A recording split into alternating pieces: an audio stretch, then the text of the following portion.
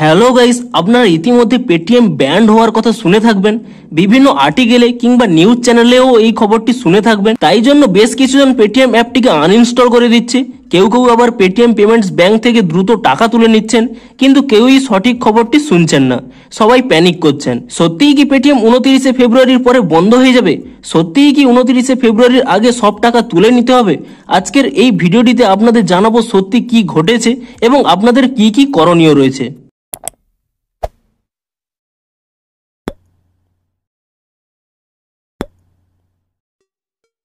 তো প্রথমেই আপনাদের জানাই, আপনারা প্যানিক করবেন না।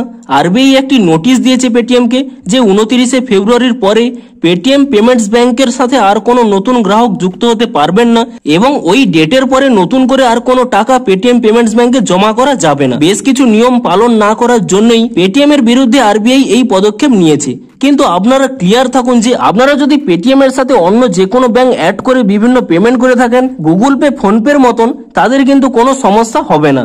এই জন্য পেটিএম অ্যাপসটিকে আনইনস্টল করার কোনো দরকার নেই। শুধুমাত্র যারা পেটিএম পেমেন্টস ব্যাংক ইউজ করেই পেটিএম ইউজ করেন, তাদের শুধু একটাই সমস্যা হবে, 29শে ফেব্রুয়ারির পরে তারা আর নতুন করে কোনো টাকা এই ব্যাংকে অ্যাড করতে পারবেন না।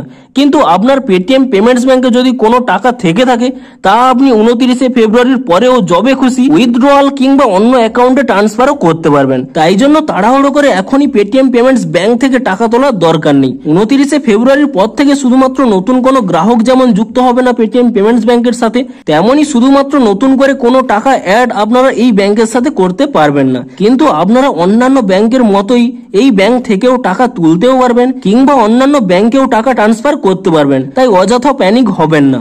এবং আপনাদের ফ্রেন্ডস বা ফ্যামিলি মেম্বাররা যারা প্যানিক করছে, তাদেরকে এই ভিডিওটি এখনই শেয়ার করে দিন। দেখা হচ্ছে আরো কোনো নতুন ভিডিওর সাথে। Thanks for watching.